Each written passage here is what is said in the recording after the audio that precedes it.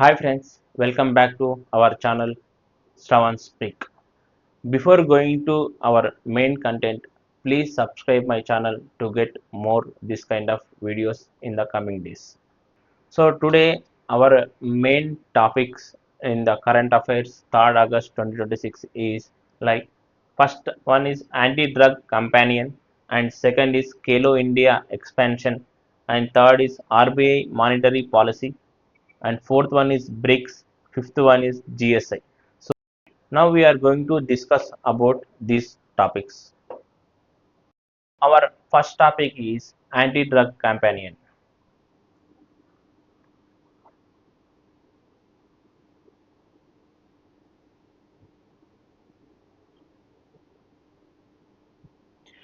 So ఈ anti drug companion అనేది ఈరోజు పిఎం మోడీ గారు అఫీషియల్గా లాంచ్ చేశారు. దీని ముఖ్య ఉద్దేశం ఏంటంటే డ్రగ్స్ను నిర్మూలించడం. సో దీని పేరేం పేరు అంటే నషా ముక్త్ యువ for Viksit Bharat.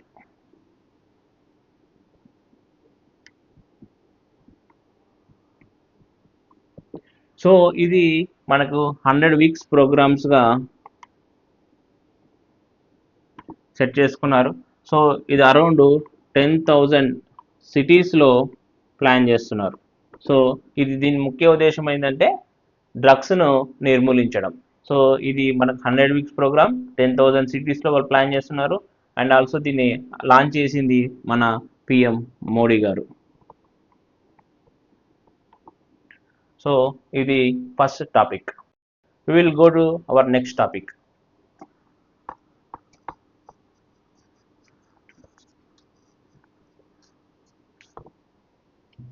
Next topic is Kalo India.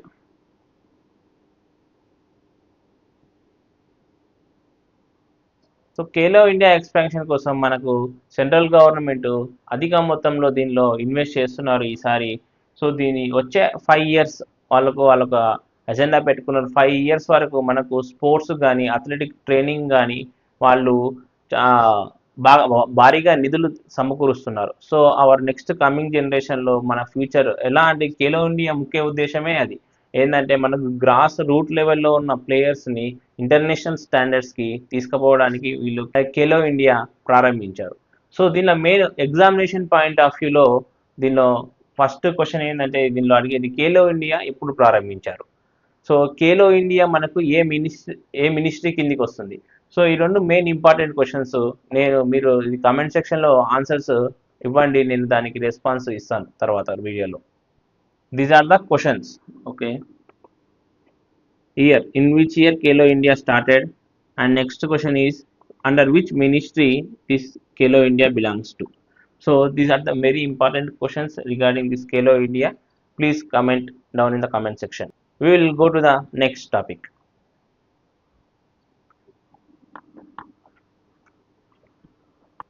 Our next topic is RBI. So ఈరోజు ఆర్బీఐ మానిటరీ కమిటీ అనేది సమావేశం అయ్యింది. సో ఈ సమావేశం ముఖ్య ఉద్దేశం ఏంటంటే వాళ్ళు ఈ కమిటీలోనే వాళ్ళు ఏం చేస్తారంటే రెపో రేటు, సో ఇవన్నీ చాలా ఇంపార్టెంట్ క్వశ్చన్స్. మనకు ముఖ్యంగా బ్యాంకింగ్ ఎగ్జామినేషన్స్కి.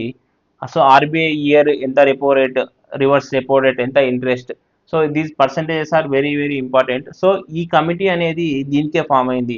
ఈ repo rate, reverse repo rate, CLR, చాలా బ్యాంకింగ్ ఫ్యాక్టర్స్ ఇంట్రెస్ట్ ఈ సమావేశంలో వాళ్ళు డిస్కస్ చేస్తారు. సో ముఖ్యంగా మనకు ఆర్బీఐకి సంబంధించి ఏ క్వశ్చన్స్ రావచ్చు అంటే మనకి ఎగ్జామినేషన్స్లో ఫస్ట్ రెపో రేట్ అడుగుతారు అండ్ రివర్స్ రెపో రేట్ గురించి. సో బేసికల్లీ ఇది ఇయర్కి చేంజ్ అవుతుంటుంది. లాస్ట్ ఇయర్ అయితే అరౌండ్ 5.75 ఇంట్రెస్ట్ ఉన్నది.